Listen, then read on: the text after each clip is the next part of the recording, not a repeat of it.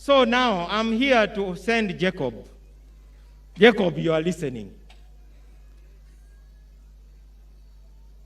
You are meeting people like Lokech, he's there. You are meeting Walter Ochora. You are meeting General Kera. You are even meeting the man we call First Blood, Brigadier Pierino Koya. Tell God that since he has not given us what we wanted, let him do something in this country.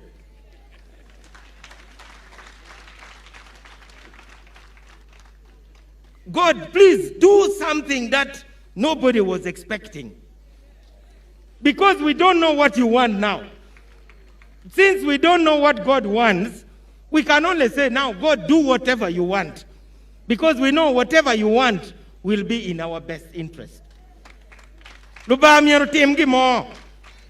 Jacob wando oriba chino megini mukene kunu. Bak dogi bor luba wa eni Johnny tiga denu chancha. Luba ko binu tim ginu mo ko nyut ginu mo.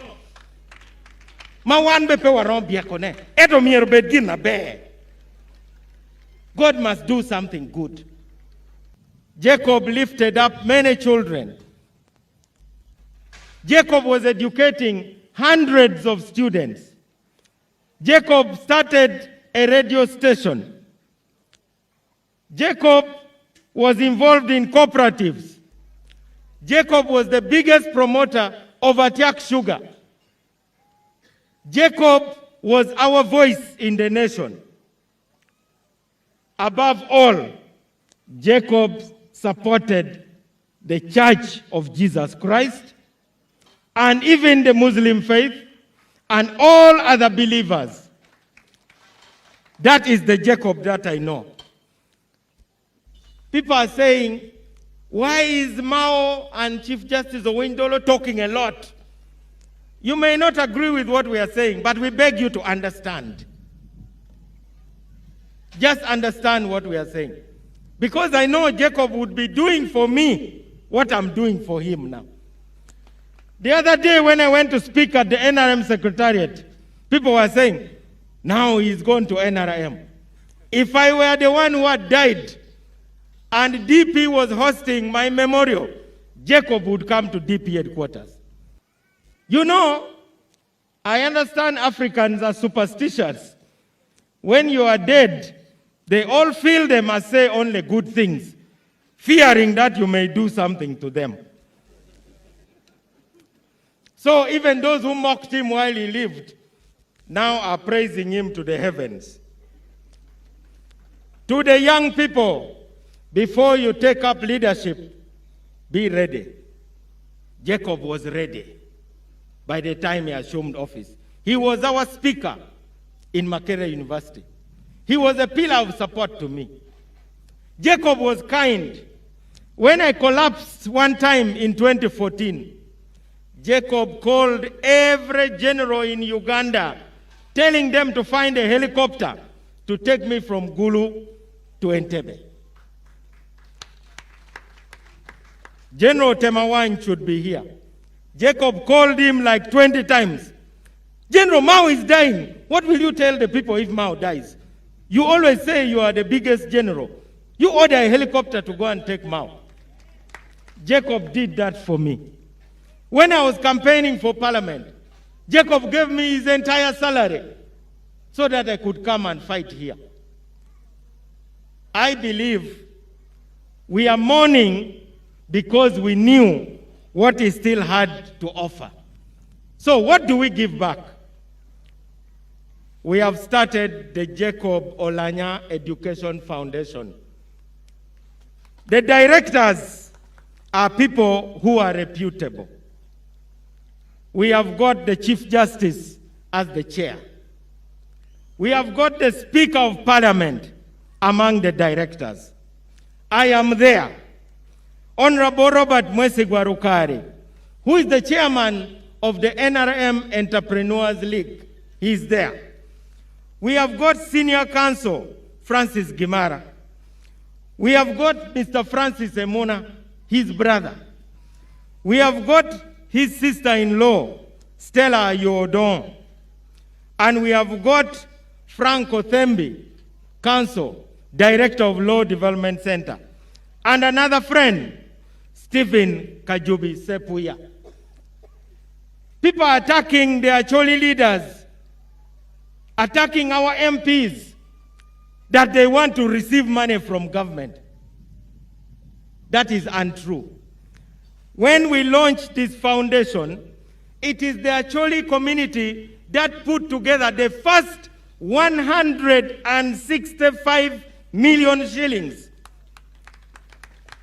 165 million shillings from the Acholi community towards this foundation to take care of these children and other dependents.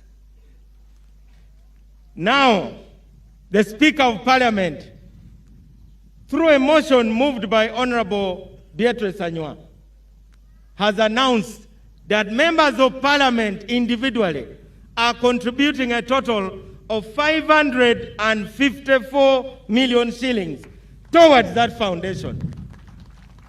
I'm saying this because people talk a lot how they will love the children, how they will visit them, how they will take care of them. The moment the body has been lowered, that is it. Me, I'm a straight talker. I don't want to pretend. I'm 55 years old. I think I'm old enough to speak my mind. Let me conclude. We saw Jacob alive. People said we were bribed to come back and deceive the country that Jacob was alive, whereas he was dead. How much money should you pay me to deceive Ugandans? How much money should you pay the Chief Justice? How much money should you pay son Ezra, who saw him, to pretend that he was dead, but deceiving people that he's alive? How much should you pay the daughter, Diana?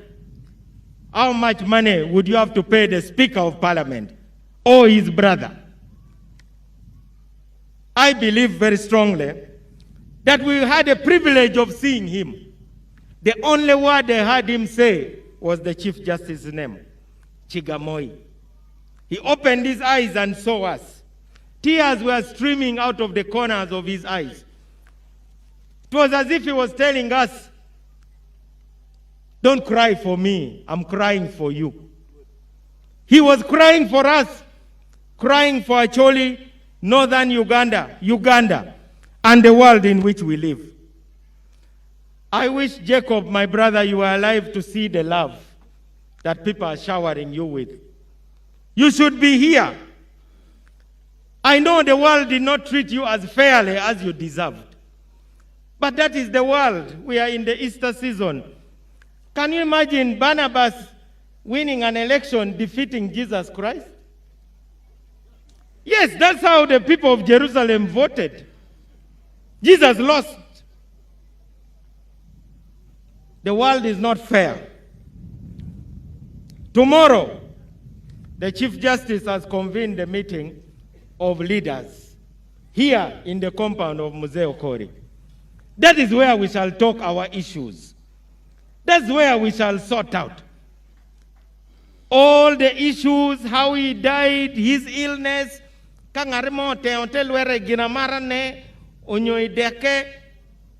all those can be sorted. We are first going to put him down. And me, Archbishop Emeritus, I will not keep quiet. Atok idoga. Uno notami Jacob Cherlaling. Oneno kito makuyamu kwere kanywe.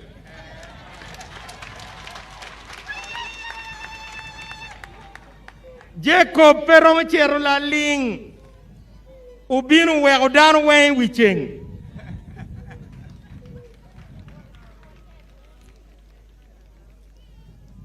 These matters of Uganda require now the truth, the whole truth, and nothing but the truth.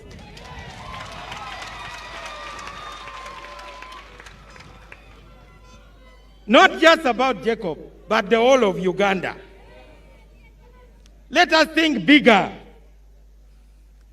One day, a man and his wife went back home and found that their worker who helped them at home, a lady, they called them house girls, had packed up and left. But she had cooked food and put it on the table. Very well prepared. Nobody was there to receive them. Only the cat was there. So the wife looked at the husband, and the husband looked at the wife and said, "Why do you think this lady left?" Said, "We don't know, but she has cooked. Should we eat?" Then they said, "No, she could have put poison in the food." Then they said, "Why don't we give the cat some of the food? If the cat dies, then we know that it was poisonous. If the cat does not die after about 1 hour, we can eat." So they called the cat, "Puss, puss, puss, puss." The cat came. They gave the cat each a bit of food from every plate. And then they stayed talking.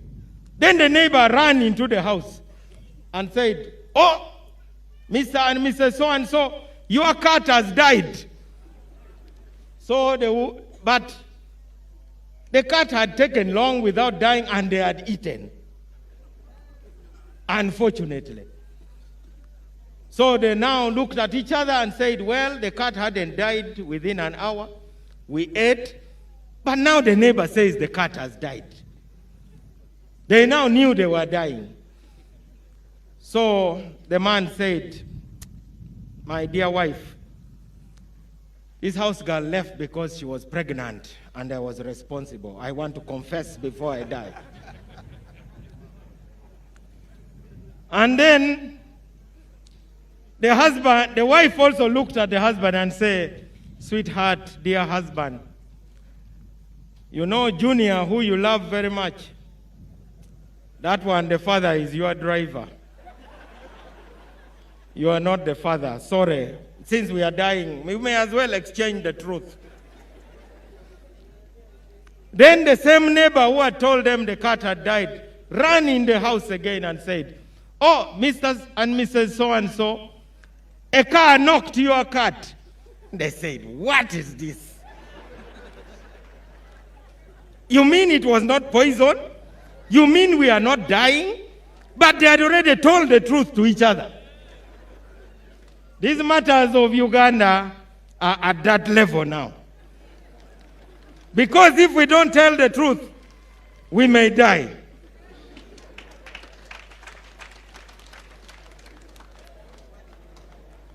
Fellow mourners,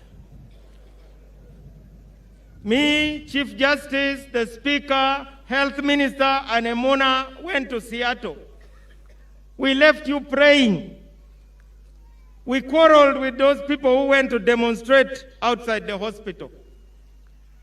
We asked God, "Give us Jacob back alive so that we can walk with him through the VIP lounge, with him walking with swagger as usual." We asked God. God decided not to give us Jacob. We told God, "Don't make us be ashamed. Don't ashame us. Don't let those demonstrators laugh at us that your man has died, no matter what you do. Whether you fly him in Uganda Airlines, whether you spend millions of dollars." We told God, "Save us from that shame." Jacob died, and we came back with our heads down. A preacher from St. Francis Chapel, Makerere, told us that sometimes God can answer your prayer the way you want. Sometimes God can refuse to answer the prayer. But sometimes God decides to do something else that you didn't even ask for. Jacob was our trailblazer.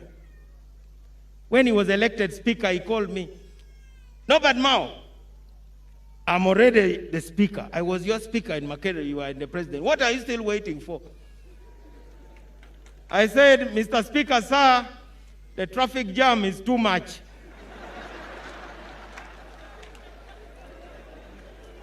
And then he laughed. We are still in the jam. May Jacob's soul rest in eternal peace.